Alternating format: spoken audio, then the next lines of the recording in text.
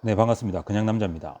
오늘은 그 달리기를 처음 입문하시는 분들을 위해서 좀 필요한 어떤 팁을 좀 드릴까 하는데요. 우선 뭐 달리는 거에 대해서는 그냥 무턱대고 많이 이렇게 달리시잖아요. 그러니까 뭐 보통 어, 도보로 편하게 걷는 것보다 발을 좀 빠르게 움직여서 하면 되니까 그냥 무턱대고 아무 생각 없이 뛰시는 분들이 되게 많습니다. 근데 이 달리는 그 것도 어, 자세가 굉장히 중요합니다. 모든 운동은 좌우 밸런스나 자세가 굉장히 중요하거든요. 그래서 어, 달린데 첫 번째로 좀 음, 중요하게 생각해야 될 것이 내가 발을 어느 쪽으로 디디는 것이 좋은가에 대해서 어, 그게 가장 먼저 중요하다고 저는 생각을 합니다. 왜냐하면 어, 내가 동작을 앞으로 치고 나가서 발을 디뎌서 뒤로 차고 나가 다시 되돌아오는 이런 반복의 운동이고, 또 발을 디뎠을 때 그 충격이 있기 때문에 내가 그 발을 디디는 것이 첫 번째입니다. 그래서 디디는 것이, 이게 발을 보시면은 이게 뒤꿈치 그리고 중간, 중간이니까 그러니까 발가락에서 발에서 보면 움푹 파여진 부분 있죠. 이렇게 속 들어가는 부분, 들어간 부분에 살짝 앞쪽입니다. 거기랑 또 끝 이렇게 있습니다. 근데 저는 개인적으로 좀 추천해 드리고 싶은 게 뒤쪽 뒤꿈치부터 닿는 이런 식보다는 이 중간 그러니까 뭐 전문적인 용어로 미드풋이라고 하는데, 이쪽을 저는 좀 권해드리고 싶습니다. 그 앞쪽으로 뒤져서 하시는 분들은 어떤 스피드에 중점을 두고 하시는 분들이 거의 앞쪽을 뒤지면서 많이 나갑니다. 이게 포어풋입니다. 그래서 저는 되도록이면 이 중간 부분을 먼저 뒤져서 나갈 수 있게 그렇게 좀 신경을 쓰면서 발을 디디시면 또 좋을 것 같습니다. 왜냐면은 이 힐풋으로 뛰는 분들도 있는데, 이 힐풋은 일단은 스피드는 그렇게 나지 않습니다. 스피드 나지 않고, 그리고 뒤꿈치를 이렇게 먼저 대다 보면은 이 충격 때문에 일단 무릎이라든지 고관절 이런 부분들, 이런 쪽에 충격이 좀 많이 가해지거든요. 그러니까 이쪽보다는 이 중간, 그러니까 움푹 패여진 부분, 발 모양의 발바닥을 보면 이 중간에 움푹 패여진 부분 있잖아요. 볼록 들어간 부분. 거기에 살짝 앞쪽입니다. 그쪽을 디뎌서 나갈 수 있도록. 그게 착지법 첫 번째. 중간 미드풋. 그리고 두 번째는 상체입니다. 상체를 너무 뒤로 넘어가 있진 않은지, 그리고 너무 앞으로 숙여져 있진 않은지, 그걸 항상 신경 쓰셔야 됩니다. 상체가 내가 이 앞으로 숙여인 것 따라서, 그리고 또 세우는 거에 따라서, 또 뒤로 살짝 빼는 거에 따라 가지고 그게 좀 틀립니다. 또 뛰는데 또 어떤 그 반발력이라든지 스피드에 차이가 많이 나기 때문에, 또 평지길을 뛰었을 때는 상체가 너무 앞으로 숙여져 있으면 안 되겠죠. 그만큼 더 체력적인 소모도 많이 가고 하니까 평지를 다녔을 때는 상체를 똑바로 세워가지고 띄울 수 있도록 그렇게 하시고, 특히나 오르막길 가실 때는 상체를 조금 숙여주시면 좋습니다. 오르막길 가실 때는 숙여서 좀 나가는 거. 그래, 상체의 어떤 그 위치, 그게 두 번째입니다. 그리고 세 번째는 팔치기라 그러죠.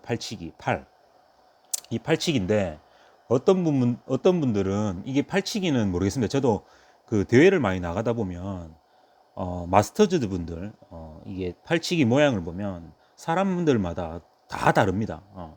근데 이게 뭐 정답은 없는 것 같아요. 팔치기 같은 경우는 어떤 분들은 뭐 이렇게 좌우로 이렇게 흔드시는 분도 계시고요. 어떤 분들은 좀 그 팔을 안쪽으로 많이 붙여가지고 위로 좀 많이 드는 분도 많이 계세요.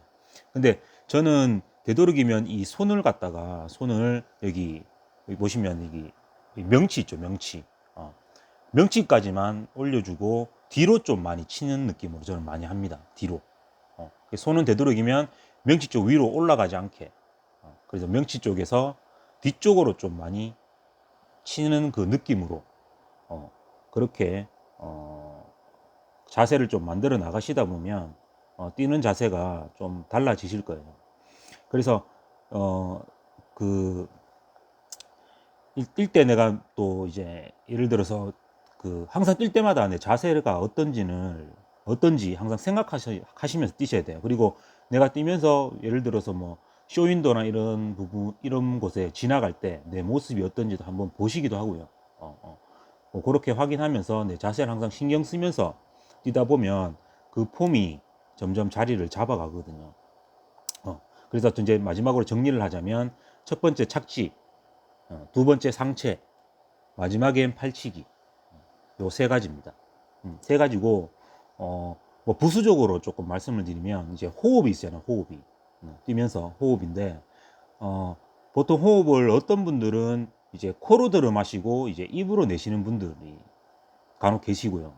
저 같은 경우는 코하고 입을 같이 씁니다. 같이 씁니다. 그래서 어떤 박자에 맞추냐면요.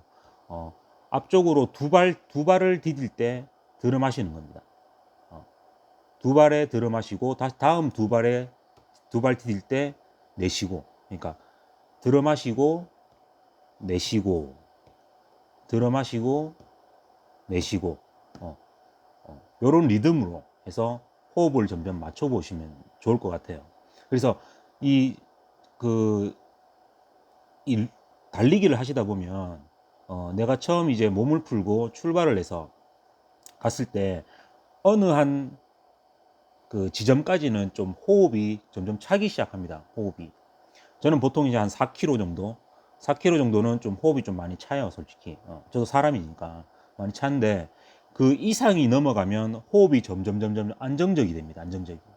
그래서 많은 분들이 달리기를 힘들어 하시는 부분이 딱 그거예요. 그러니까 이 호흡이란 거는 어느 지점만 넘어가면요, 호흡이 굉장히 편해집니다. 안정권에 딱 들어가요.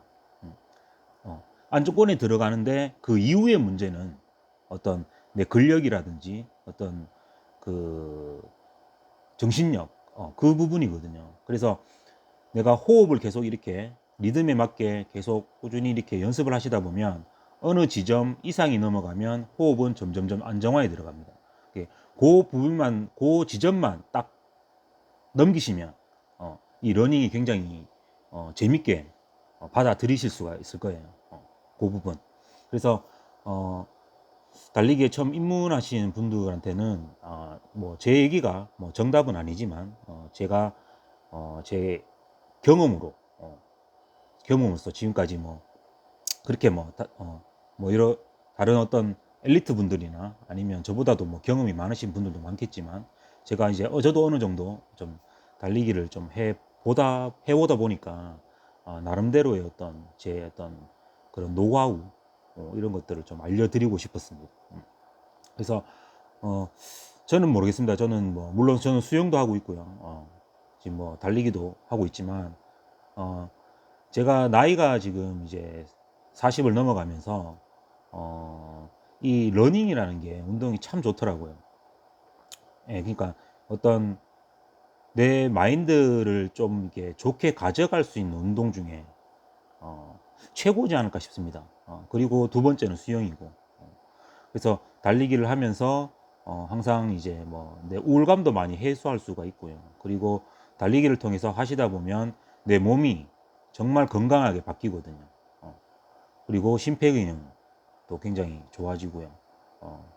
그래서 달리기란 운동이 남녀노소 불문하고 조금이라도 한 살이라도 좀 젊을 때 시작하셔가지고 이 달리기라는 운동을 조금 습관적으로 좀 가져가신다면은 다른 어떤 이제 모르겠어요. 똑같은 나이인데도 불구하고 더 활력 있는 모습으로 활동을 할 수 있지 않나 생각을 합니다. 그래서 오늘은 그 러닝에 있어서 가장 기본적인 어떤 뭐 팁에 대해서 좀 알려드렸습니다. 다음에도 뭐 좋은 어떤 뭐 내용이 있으면 또 알려드리고 싶은 공유해 드릴 수 있는 내용이 있으면 또 영상으로 다시 찾아뵙겠습니다. 감사합니다.